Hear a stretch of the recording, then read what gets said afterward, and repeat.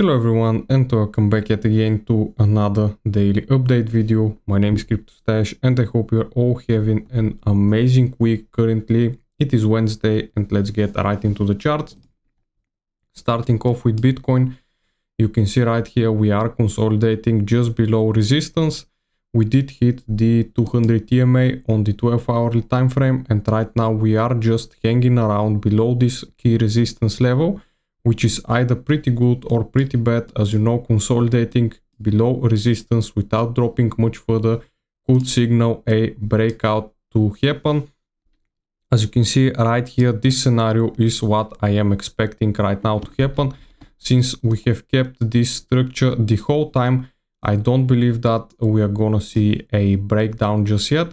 Other than that, a breakout is going to be more possible in my opinion. Maybe we go back down to retest the value area high once again at around 71.3k, or maybe we just bounce from right here from the order block and we don't go that lower.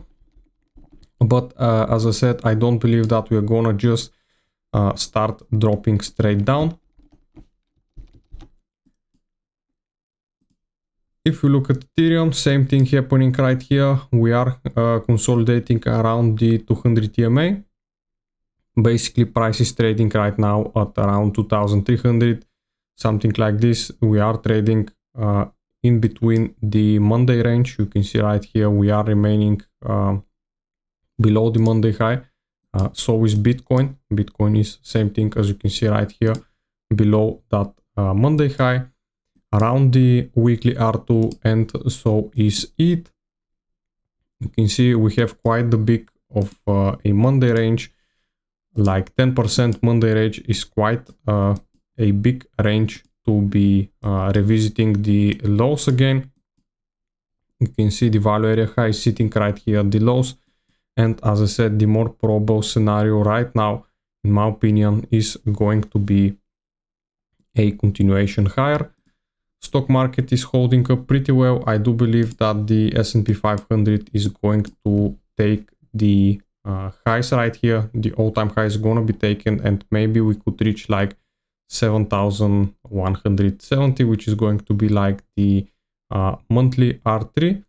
If we look at it on the weekly, that's our yearly resistance, yearly pivot R1, which as you can see earlier, it did get front trend.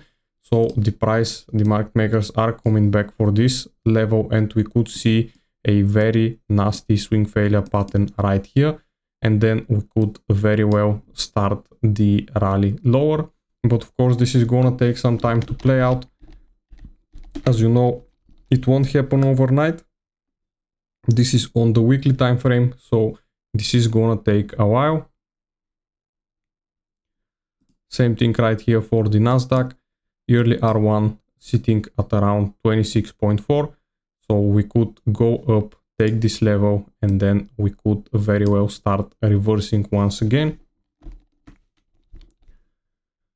If we look at the open interest for Bitcoin, we did got quite a lot of open interest coming today, and we did top out during this open interest right here with quite a lot of volume. We did hit actually 76k. And basically we did get a, let me just get, you can see right here, a very clear swing failure pattern. Basically, we did go up to this high and then we rejected from right here. So price is taking a bit of a correction, went down like 3.5% almost. So if we go down a little bit more, do something like this, I do believe it's gonna be the best opportunity to get in a long position before the breakout. Of course, I could be wrong and we could have topped out right here, but I don't believe that this is likely to happen. I believe we could reclaim, break this high right here, and then start pushing higher to our targets, which, as you know, I have talked about in my previous videos.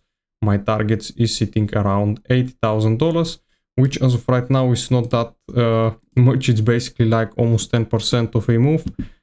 But I'm expect if Bitcoin starts running up to 80k, the altcoins like it, they could potentially pump like 20 to 30%. It all depends on the Bitcoin dominance. You can see on the daily time frame it is pushing hard, but it is approaching this resistance, so we might see turnover, and this is where the altcoin starts running to the upside.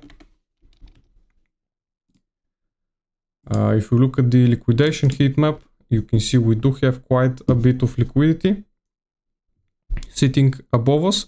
Most of it right now is below, so a pullback to like 70.3k is also possible, but as of right now the trend is looking bullish, so we could very well go for the liquidity that's sitting on top. We do have also for yesterday, you can see over 400 million of spot ETFs inflows, so the institutional inflows are coming in very hot right now. Yesterday was a big day with all the institutions buying.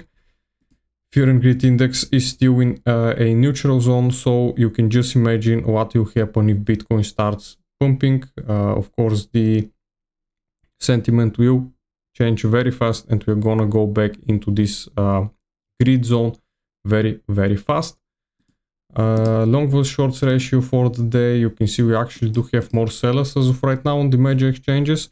On Hyperliquid, Aster, they are basically people flipping short.